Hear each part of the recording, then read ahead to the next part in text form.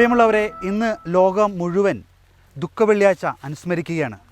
ക്രൂശിലെ ആ ഒരു ശൂന്യവൽക്കരണമാണ് ഇന്നത്തെ ദിവസം നമ്മൾ അനുസ്മരിക്കുന്നതും ധ്യാനിക്കുന്നതും. ഇന്ന് കുരിശുമലകളിൽ നമ്മളോടൊപ്പം കയറാൻ വരുന്നത് പാലാരൂപതയുടെ മുൻ സഹായമെത്രാനായിരുന്ന ജേക്കബ് മുരിക്കൻ പിതാവാണ്. കുരിശിലെ ആ ശൂന്യവൽക്കരണവും പിതാവിൻ്റെ ജീവിതത്തിലെ ആ ശൂന്യവൽക്കരണവും ഈ ഒരു മലകയറ്റത്തിലൂടെ അദ്ദേഹത്തിൻ്റെ അനുഭവങ്ങളിലൂടെ സന്ദേശങ്ങളിലൂടെ നമുക്ക് മനസ്സിലാക്കാം. എല്ലാവർക്കും കുരിശുമലകൾ എന്ന ഈ ഒരു പ്രോഗ്രാമിലേക്ക് ഹൃദ്യമായ സ്വാഗതം.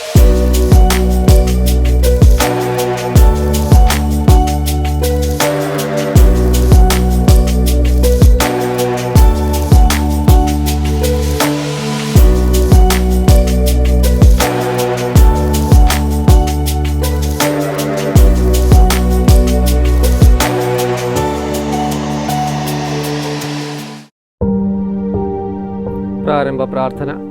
നിത്യനായ ദൈവമേ, ഞങ്ങൾ അങ്ങേ ആരാധിക്കുന്നു. പാപികളായ മനുഷ്യർക്ക് വേണ്ടി ജീവൻ ബലി കഴിക്കുവാൻ തിരുമനസ്സായ കർത്താവേ, ഞങ്ങൾ അങ്ങേക്ക് നന്ദി പറയുന്നു. അങ്ങ് ഞങ്ങളെ സ്നേഹിച്ചു, അവസാനം വരെ സ്നേഹിച്ചു. സ്നേഹത്തിന് വേണ്ടി ജീവൻ ബലി കഴിക്കുന്നതിനേക്കാൾ വലിയ സ്നേഹമില്ലെന്ന് അങ്ങ് അരുളി ചെയ്തിട്ടുണ്ടല്ലോ.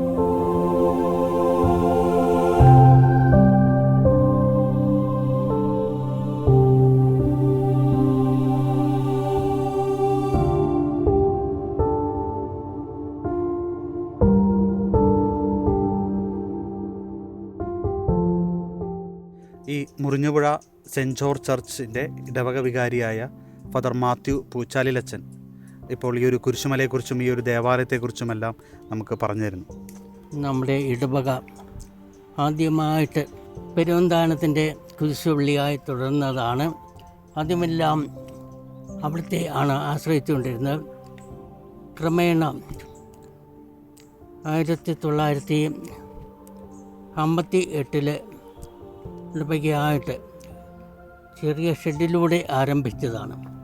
2017 ഈ 14 സ്ഥലങ്ങൾ സ്ഥാപിക്കപ്പെടുകയാണ് ഉണ്ടായത്. ഈ അടുത്ത പ്രദേശങ്ങളിൽ ഏറ്റവും ഉയർന്ന ഒരു കുരിശുമലയാണ് എന്ന് നമുക്ക് നിസ്സംശയം പറയാം. ഈ ദുഃഖവെള്ളിയാഴ്ച ക്രൈസ്തവരെ സംബന്ധിച്ചോളം ഏറ്റവും പരിശുദ്ധമായ ഒരു ദിവസമാണ്. ഈ ദിവസം അഭിമന്യ മുരിക്കൻ പിതാവുമായി ചേർന്ന് നമ്മൾ ഈ ഒരു മലകയറ്റം തുടരുകയാണ്. എൻ്റെ ദൈവമായ കർത്താവേ, അങ്ങ് കുറ്റമറ്റവനായിരുന്നിട്ടും കുരിശ് മരണത്തിന് വിധിക്കപ്പെട്ടുവല്ലോ. എന്നെ മറ്റുള്ളവർ തെറ്റിദ്ധരിക്കുമ്പോഴും നിർദ്ദയമായി വിമർശിക്കുമ്പോഴും കുറ്റക്കാരനായി വിധിക്കുമ്പോഴും അതെല്ലാം അങ്ങയെപ്പോലെ സമചിത്തനായി സഹിക്കുവാൻ എന്നെ അനുഗ്രഹിക്കണമേ.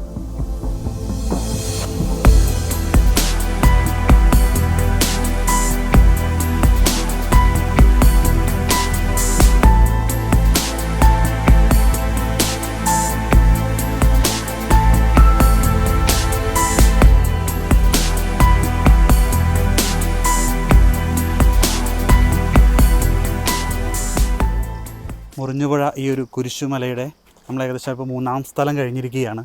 ഈ ഒരു കുരിശുമലയുടെ പ്രത്യേകത എന്ന് പറഞ്ഞാൽ ഇപ്പോൾ ഇതുവരെ നമ്മൾ കാടിൻ്റെ ഉള്ളിൽ കൂടെ തന്നെയുള്ള ഒരു യാത്ര തന്നെയാണ്.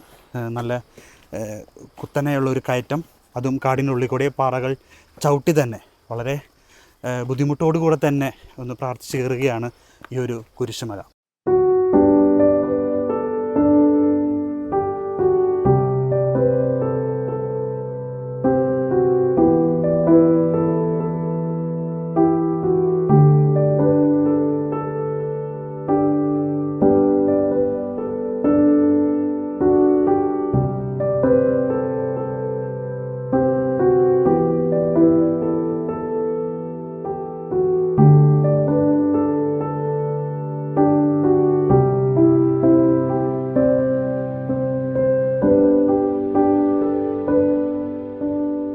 അങ്ങനെ നമ്മൾ 5-ാം സ്ഥലം വരെ എത്തിയിരിക്കുകയാണ്. ഇത്ര നേരം ഒരു കാടിൻ്റെ ഉള്ളിലൂടെയുള്ള യാത്രയായിരുന്നെങ്കിൽ ഇവിടെ എത്തിയപ്പോൾ വളരെ മനോഹരമായ ഒരു ദൃശ്യമാണ് നമുക്ക് വേണ്ടി ഇവിടെ ലഭിക്കുന്നത്.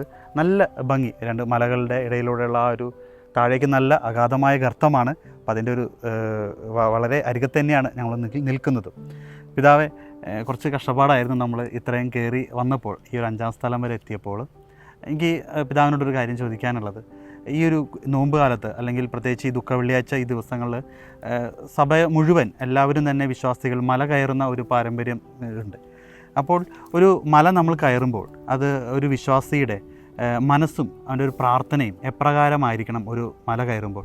ഒപ്പം തന്നെ ഇന്ന് നമ്മൾ പീഡാസഹനത്തെക്കുറിച്ച്, ഈശോയുടെ കുരിശുമരണത്തെക്കുറിച്ചൊക്കെ ഒരുപാട് ധ്യാനിക്കുമ്പോൾ ഒരു പരിശുദ്ധ ദിവസം എത്രത്തോളം നമ്മുടെ ഈ ഒരു മലകയറ്റം ആ ഒരു ഈശോ സഹിച്ച ആ ഒരു പീഡയോടൊക്കെ ചേർത്ത് വയ്ക്കാനൊക്കെ സാധിക്കും. മലകൾ വിശുദ്ധ ഗ്രന്ഥത്തിലും സഭയുടെ പാരമ്പര്യത്തിലുമെല്ലാം പ്രധാനമാണ്. ആത്മീയ ജീവിതത്തിന് കൂടുതൽ മികവേകുന്ന കേന്ദ്രമായിട്ടാണ് മലകൾ. മനുഷ്യൻ്റെ മഹത്വമൊന്നും മലയിലില്ല, എല്ലാം ദൈവത്തിൻ്റെ മഹത്വമാണ്. ഈശോ മലയുടെ മുകളിലേക്ക് കയറി എന്ന് നമ്മൾ വായിക്കുന്നുണ്ട്. അവിടെ നിന്ന് പ്രാർത്ഥിക്കാനായിട്ട്, പിതാവിനോട് പ്രാർത്ഥിക്കാൻ വേണ്ടി മലയുടെ മുകളിലേക്ക് കയറി എന്ന് പറഞ്ഞാൽ മറ്റ് ലോക സാഹചര്യങ്ങളിൽ നിന്നെല്ലാം പിൻവാങ്ങുക, ദൈവത്തോടു കൂടെ മാത്രമായിരിക്കാൻ വേണ്ടി ഏകാന്തതയിലും നിശബ്ദതയിലും.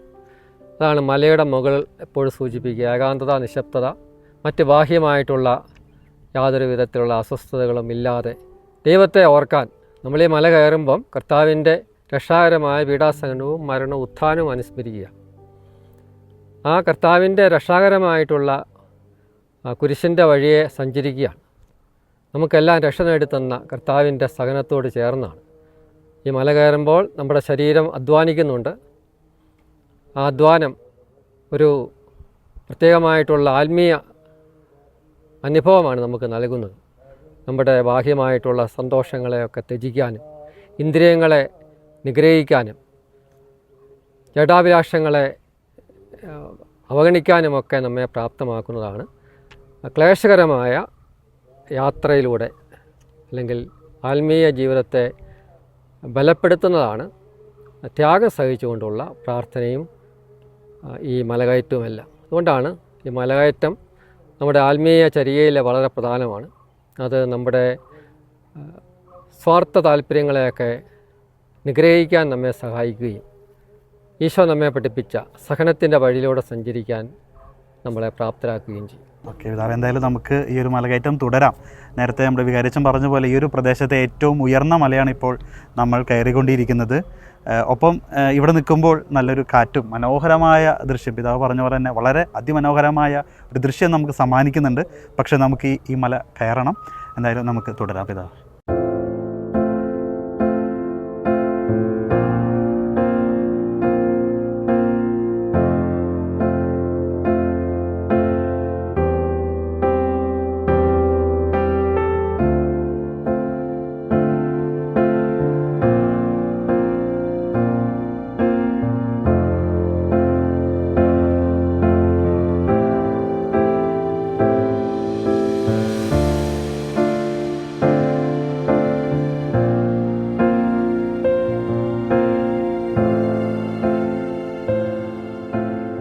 ഏഴാം സ്ഥലം. ഈശോമിശിഹ രണ്ടാം പ്രാവശ്യം വീഴുന്നു. ഈശോമിശിഹായെ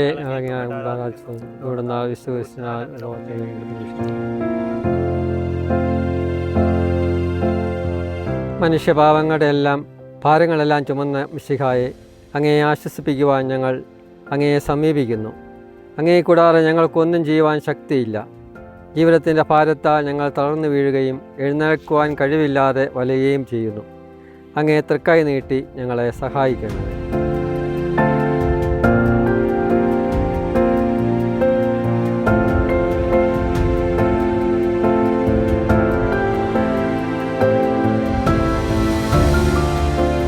എട്ടാം സ്ഥലം.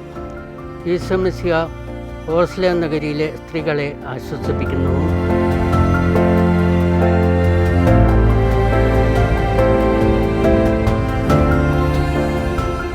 നമ്മൾ ഇപ്പോൾ ഏഴാം സ്ഥലം കഴിഞ്ഞത് എട്ടാം സ്ഥലത്തിലേക്ക് എത്തിയിരിക്കുകയാണ്. നമ്മൾ കുരിശിൻ്റെ വഴി നോക്കുകയാണെങ്കിൽ ഏകദേശം ഒരു പകുതിയോളം പിന്നിട്ടിരിക്കുകയാണ്.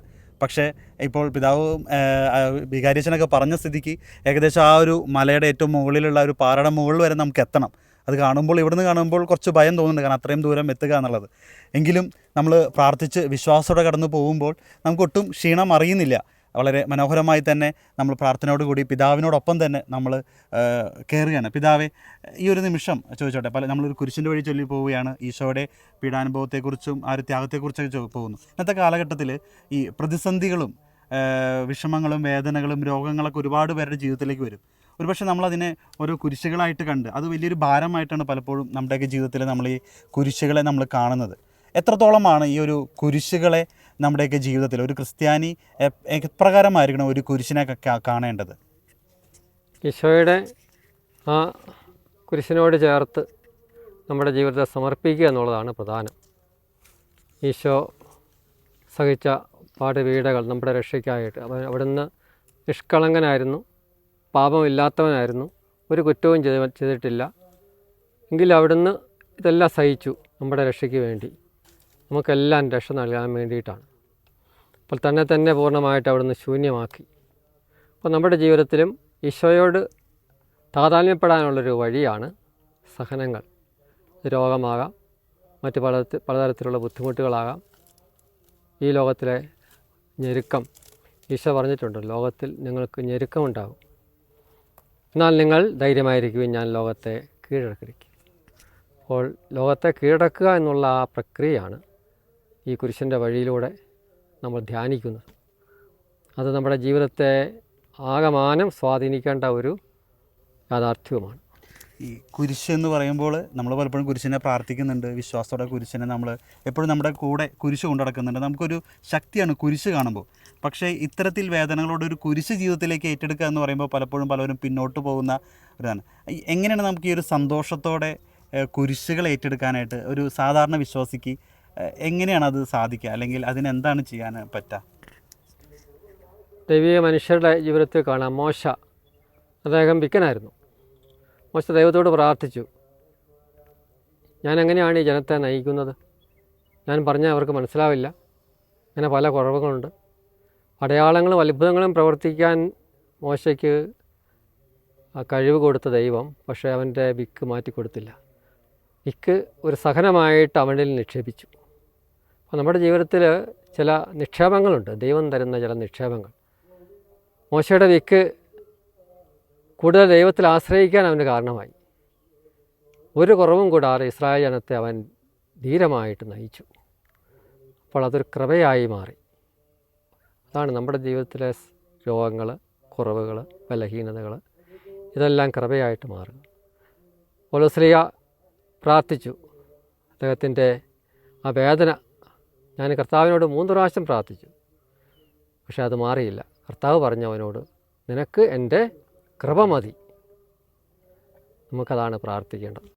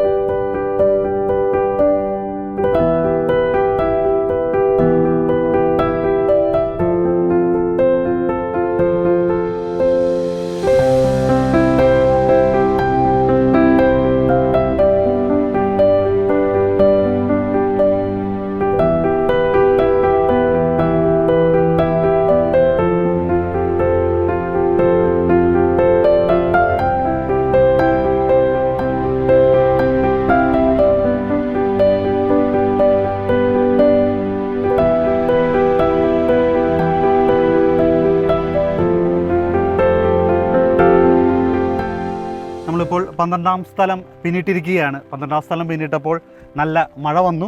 അതുകൊണ്ട് തന്നെ നമ്മളിനി കുട ചൂടിയാണ് ഈ ഒരു മല കയറുന്നത്. പിതാവേ, വലിയൊരു ത്യാഗത്തോടെയാണ് നമ്മളിപ്പോൾ ഈ ഒരു മല കയറുന്നത്. നമ്മുടെ ഈ ഒരു അനുദിന ജീവിതത്തിൽ ഈ ത്യാഗമെടുത്ത് പ്രാർത്ഥിക്കേണ്ട ഒരു ആവശ്യകത ഉണ്ടോ? അതായത് സാധാരണ നമ്മൾ ഈശോയോട് പ്രാർത്ഥിച്ചാൽ പോരെ, അതിൻ്റെ കൂടെ എന്തെങ്കിലുമൊക്കെ ത്യാഗം സഹിച്ച്, ഇപ്പോൾ തന്നെ നമ്മൾ ഈ ഒരു കുരിശുമല കയറുമ്പോൾ ത്യാഗമുണ്ട്, ഒപ്പം ഒരു പ്രായശ്ചിത്തം എന്ന് പറയുന്നുണ്ട്. ഇത് നമ്മുടെ പാപങ്ങൾക്ക് പ്രായശ്ചിത്തമാവോ ഇത്തരത്തിലൊരു പ്രാർത്ഥന? മല കയറി ത്യാഗം സഹിച്ച് പ്രാർത്ഥിക്കുക, പ്രാർത്ഥന കൂടുതൽ തീഷ്ണമാകാൻ നമ്മെ സഹായിക്കുന്നതാണ് ത്യാഗപൂർവ്വമുള്ള പ്രാർത്ഥന. മല കയറി കൂടുതൽ ശാരീരികമായ ക്ലേശങ്ങൾ അനുഭവിച്ച് ശരീരത്തിൻ്റെ സുഖങ്ങളെ പൂർണ്ണമായിട്ടും വെടിഞ്ഞ് ഒക്കെ നമ്മൾ പ്രാർത്ഥിക്കുമ്പോൾ ആ പ്രാർത്ഥന കൂടുതൽ ദൈവവുമായിട്ട് നമ്മെ ഐക്യപ്പെടുത്താൻ സഹായിക്കും. അത് നമ്മുടെ ഭാഗത്തു നിന്നുള്ള ഒരു സമർപ്പണത്തിൻ്റെ ഭാഗമാണ്. ഓക്കെ.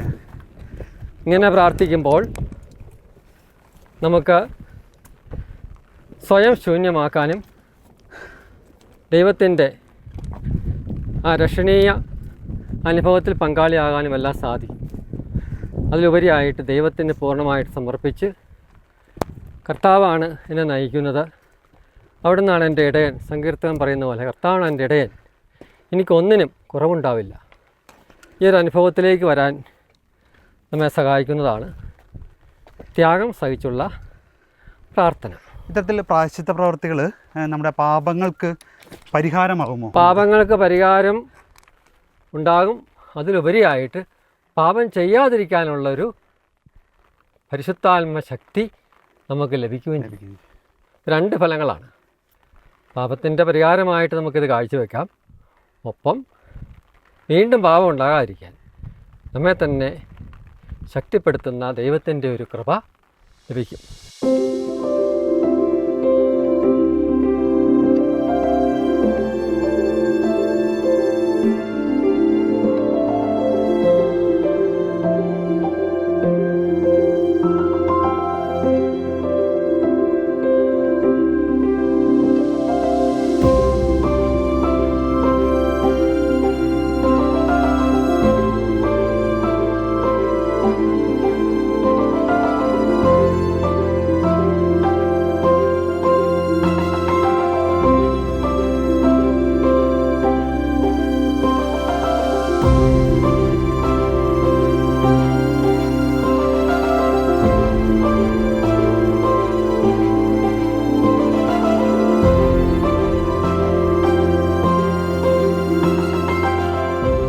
നമ്മളങ്ങനെ 14-ാം സ്ഥലം പിന്നിട്ട് സമാപന സ്ഥലത്തിലേക്ക് എത്തുകയാണ്.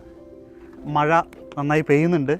ഒപ്പം തന്നെ വളരെ മനോഹരമായൊരു ദൃശ്യമാണ് നമുക്കിപ്പോൾ ഈ ഏറ്റവും മലമുകളിലേക്ക് എത്തുമ്പോൾ ലഭിക്കുന്നത്. കാരണം ചുറ്റും കോട വന്ന് നിറഞ്ഞിരിക്കുകയാണ്. ഒരു ശാന്തമായ സ്ഥലം. തീർച്ചയായിട്ടും ഈ ഒരു വിജനമായ ഒരു മലയുടെ മുകളിലേക്ക് നമ്മൾ പ്രാർത്ഥിക്കാൻ ചെന്നു ദൈവവുമായി ചേർന്ന് ഒറ്റയ്ക്ക് പ്രാർത്ഥിക്കുന്ന ഒരു അനുഭൂതിയാണ് നമുക്ക് ഈ ഒരു മലമുകളിൽ എത്തുമ്പോൾ ലഭിക്കുന്നത്.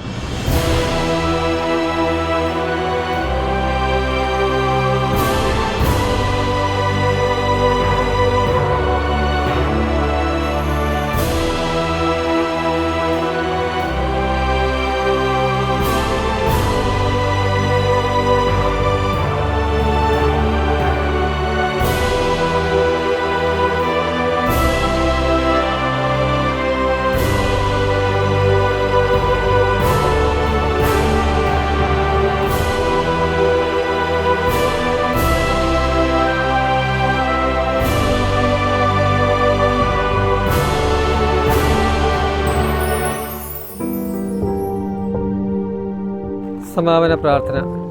നീതിമാനായ പിതാവേ, അങ്ങയെ രഞ്ജിപ്പിക്കുവാൻ സ്വയം ബലിവസ്തുവായി തീർന്ന പ്രിയപുത്രനെ തൃക്കൺ പാർക്കണമേ. ഞങ്ങൾക്ക് വേണ്ടി മരണം ഭരിച്ച അങ്ങേ പുത്രനെ സ്വീകരിച്ചുകൊണ്ട് ഞങ്ങളുടെ പാപങ്ങൾ പൊറുക്കുകയും ഞങ്ങളോട് രമ്യപ്പെടുകയും ചെയ്യണമേ. അങ്ങേ തിരുക്കുമാരൻ കാവൽത്തായിൽ ചിന്തിയ തിരുരക്തം ഞങ്ങൾക്ക് വേണ്ടി പ്രാർത്ഥിക്കുന്നു. ആ തിരുരക്തത്തെ ഓർത്ത് ഞങ്ങളുടെ പ്രാർത്ഥന കൈക്കൊള്ളണമേ.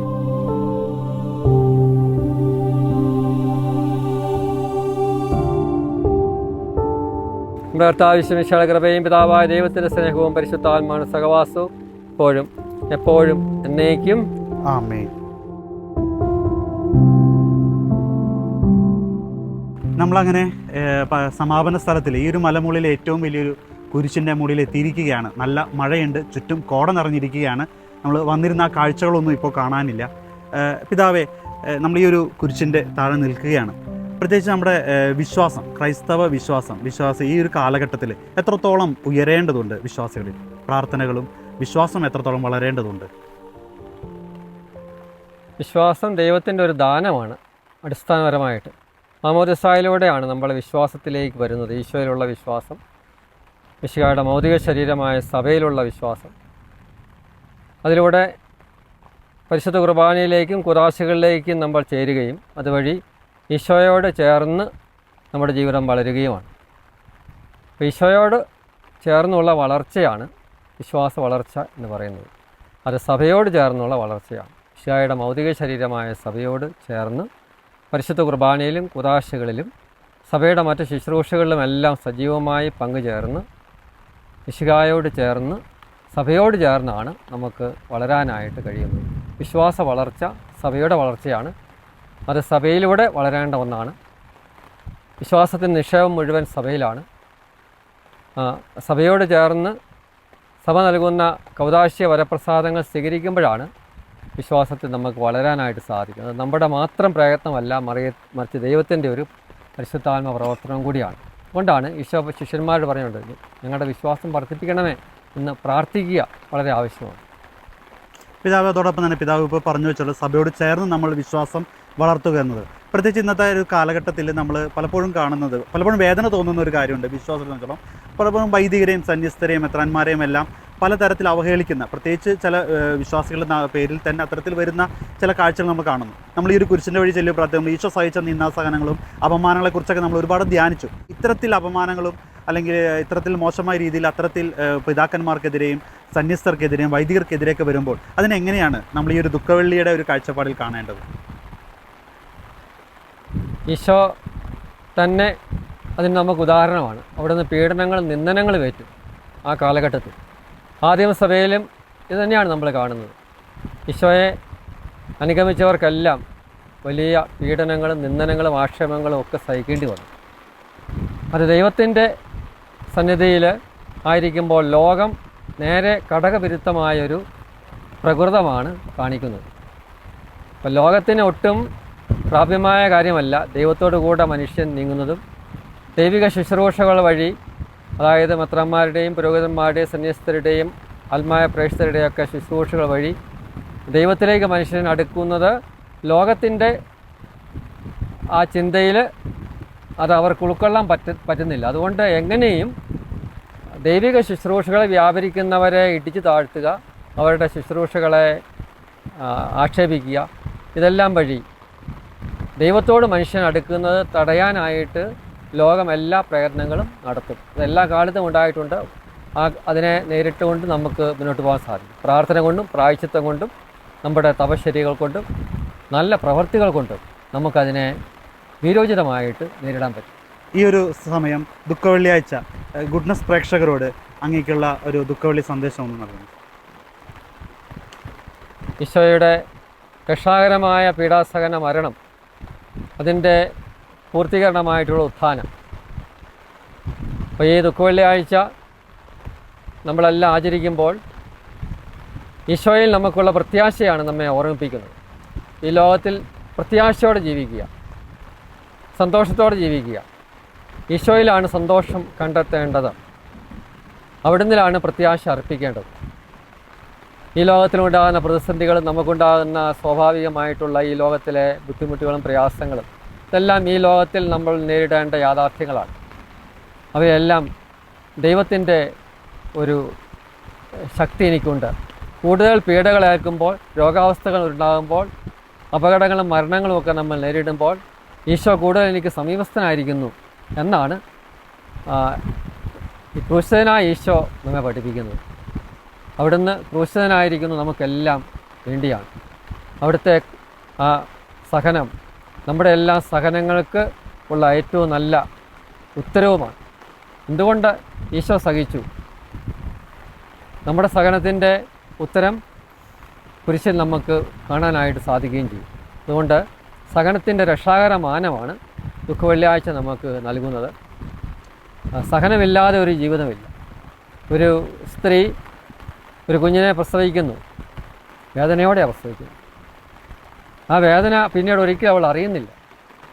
കാരണം അത് സന്തോഷമായിട്ട് മാറുകയാണ്. ഇതുതന്നെയാണ് രക്ഷാകരമായിട്ടുള്ള സഹനമെന്ന് പറയുന്നത്. ഈ ലോകത്തിൽ നമുക്ക് സഹനവും ദുഃഖവും എല്ലാം ഉണ്ടാകുമ്പോഴും ഈശോയോട് കൂടി നമുക്ക് അതിനെ സ്വീകരിക്കാൻ കഴിയുമ്പോൾ അത് രക്ഷാകരമായൊരു അനുഭവം നമുക്കുണ്ടാകും. നമുക്ക് മാത്രമല്ല, എല്ലാവർക്കും അതിൻ്റെ ഫലം ഉൾക്കൊള്ളാനും സാധിക്കും. അതുകൊണ്ട് നമുക്ക് ഈശോയുടെ കുരിശിനോട് ചേർന്ന് നിൽക്കാം, കുരിശിന് ചുവട്ട് നിൽക്കാം. പരിശുദ്ധ അമ്മ പഠിപ്പിക്കുന്നതാണ്. ഈ ലോകത്തിലായിരിക്കുമ്പോൾ കുരിശൻ ചുവട്ട് നിൽക്കുക. എന്താ കുരിശൻ ചുവട്ട് നിൽക്കുക എന്ന് പറഞ്ഞാൽ, ഞെരുക്കപ്പെടുന്നവർ, വേദനിക്കുന്നവർ, കഷ്ടപ്പെടുന്നവർ, രോഗികളായിരിക്കുന്നവർ, സ്വയം ജീവിക്കാൻ സാധ്യമല്ലാതെ കഴിയുന്ന ഇങ്ങനെയുള്ള അനേകം മനുഷ്യരുടെ കൂടെ ആയിരിക്കാനും അവരുടെ സഹനത്തിൽ നമുക്കും പങ്കുചേരാൻ സാധിക്കുമ്പം നമുക്ക് ഈശോയുടെ കുരിശൻ ചുവട്ട് നിൽക്കുക എന്നുള്ള അനുഭവത്തിലേക്ക് വരാൻ സാധിക്കും. അതുകൊണ്ട് ഈശോ തന്നെ പറയുന്നുണ്ടല്ലോ, അതല്ല ഞാൻ എങ്ങനെയാണ് ഈ ലോകത്തിൽ നിങ്ങളോടെ ആയിരിക്കുന്നത്, വിശക്കുന്നവനായിട്ട്, രോഗിയായിട്ട്, പരദേശിയായിട്ട്, എല്ലാവരും ഉപേക്ഷിക്കപ്പെട്ടവനായിട്ട്, ഇങ്ങനെയെല്ലാമാണ് ഞാൻ നിങ്ങളോടൊപ്പം ആയിരിക്കുന്നത്. അപ്പം അതുകൊണ്ട് ആ സഹനത്തിലാണ് നമുക്കെല്ലാം രക്ഷ കണ്ടെത്താനായിട്ട് സാധിക്കുന്നത്. സഹിക്കുന്നവരോട് കൂടെ ചേരുക. നമുക്ക് സഹനം കുറവാണെങ്കിൽ സഹിക്കുന്ന മനുഷ്യരുടെ സഹനത്തിൽ പങ്കുചേരുക. അതുവഴി നമുക്ക് ഈശോയുടെ കുരിശിനോട് ചേർന്ന് ജീവിക്കാൻ സാധിക്കും. പരിശുദ്ധ അമ്മ പഠിപ്പിച്ചതുപോലെ കുരിശൻ ചുവട്ട് നിൽക്കുക. ഈ കാലഘട്ടത്തിൽ നമുക്ക് ലോകത്തിന് കൊടുക്കാൻ പറ്റുന്ന ഏറ്റവും നല്ല പാഠം അതാണ്. ഈശോയുടെ കുരിശൻ ചുവട്ടിൽ നിൽക്കുക. അവിടെ നിന്നാൽ ഏറ്റവും സുരക്ഷിതമാണ്. പാപം ഒരിക്കലും നമ്മെ പിടികൂടില്ല. സാത്താൻ അവിടെ യാതൊരു സ്വാധീനവുമില്ല. അതുകൊണ്ട് കുരിശൻ ചുവട്ട് നിൽക്കാൻ നമുക്ക് നമ്മുടെ കുഞ്ഞുങ്ങളെ പഠിപ്പിക്കാം, ചെറുപ്പക്കാരെ പഠിപ്പിക്കാം, എല്ലാവരെയും പഠിപ്പിക്കാം. ദൈവം നമ്മെ അനുഗ്രഹിക്കും. ഓക്കെ, താങ്ക് യു പിതാവേ. കുരിശുമലകൾ എന്ന പ്രോഗ്രാമിൻ്റെ ഈ അവസാനത്തെ എപ്പിസോഡാണ് ദുഃഖ വെള്ളിയാഴ്ച ഇന്ന് നമ്മൾ കണ്ടുകൊണ്ടിരിക്കുന്നത്. ഗുഡ്നസ് TV പ്രേക്ഷകരെ സംബന്ധിച്ചിടത്തോളം വളരെ സന്തോഷകരമായ അല്ലെങ്കിൽ ദൈവാനുഭവം ലഭിച്ച ഒരു നിമിഷമാണ്. കാരണം അഭിമന്യ മുരിക്കൻ പിതാവ് നമ്മളോടൊപ്പം ഗുഡ്നസ് TV പ്രേക്ഷകർക്കും ഗുഡ്നസ് TVക്കും വേണ്ടി ഈ ഒരു മല കയറി പ്രാർത്ഥിച്ചു, നമുക്ക് വേണ്ടി കുരിശിൻ്റെ വഴി ചൊല്ലി ഈ ഒരു മലയെ പരിചയപ്പെടുത്തി ഒരുപാട് സന്ദേശങ്ങൾ നമുക്ക് പിതാവ് ഈ മല കയറുമ്പോൾ തന്നെ നൽകിയിരുന്നു. അപ്പോൾ ഇന്ന് പിതാവെ ഒരുപാട് നന്ദി. ഒപ്പം ഈ ഒരു മുറിഞ്ഞപുഴ സെൻറ്റ് ജോർജ് ദേവാലയത്തിൻ്റെ ഇടവക വികാരി അച്ഛനും നമ്മളോടൊപ്പം പ്രാർത്ഥനകൾ ചൊല്ലി തന്നെയാണ് അച്ഛനും കയറിയത്. അച്ഛൻ ഈ ഒരു മല നമുക്ക് വേണ്ടി ഈ ഒരു ഇന്നത്തെ ദിവസത്തെ ഒരു കുരിശുമലകൾ എന്ന ഈ ഒരു പ്രോഗ്രാമിന് വേണ്ടി ഒരുക്കി തരികയായിരുന്നു. അച്ഛനും ഈ ദേവാലയത്തിൻ്റെ കൈക്കാരന്മാരെല്ലാം കൂടി ചേർന്നാണ് ഇത്തരത്തിൽ നമുക്ക് കയറുവാനായിട്ട് മനോഹരമായി ഒരു പാതകളൊക്കെ ഒരുക്കിയത്. അച്ഛനും ഒരുപാട് നന്ദി അറിയിക്കുകയാണ്. കുരിശുമലകൾ എന്ന ഒരു പ്രോഗ്രാമിൻ്റെ ഇന്നത്തെ എപ്പിസോഡ് ഇവിടെ പൂർണ്ണമാകുകയാണ്. ഈ മുറിഞ്ഞപുഴ മല വളരെ മനോഹരമാണ്. നല്ല ശക്തമായ കാറ്റുണ്ട്, ഇപ്പോൾ മഴയുണ്ട്, ഇടിവെട്ടുണ്ട്. എങ്കിലും കയറി വന്ന പാതകൾ അല്പം ദുഷ്കരമാണെങ്കിലും ദൈവത്തോട് ചേർന്ന് നിന്ന് പ്രാർത്ഥിച്ച് കയറാനായിട്ട് നമുക്ക് സാധിച്ചു. ഈ ഒരു പ്രദേശത്തൂടെ പോകുന്നവരെല്ലാവരും തന്നെ ഇത്തരത്തിൽ ഈ ഒരു ദേവാലയത്തിൽ കയറുവാനും ഈ ഒരു മല മുകളിൽ കയറി പ്രാർത്ഥിക്കുവാനും നിങ്ങൾ സമയം കണ്ടെത്തണം. കുരിശുമലകൾ എന്ന പ്രോഗ്രാമിൻ്റെ ഈ വർഷത്തെ എപ്പിസോഡുകൾ ഇവിടെ പൂർണ്ണമാകുകയാണ്. നന്ദി, നമസ്കാരം.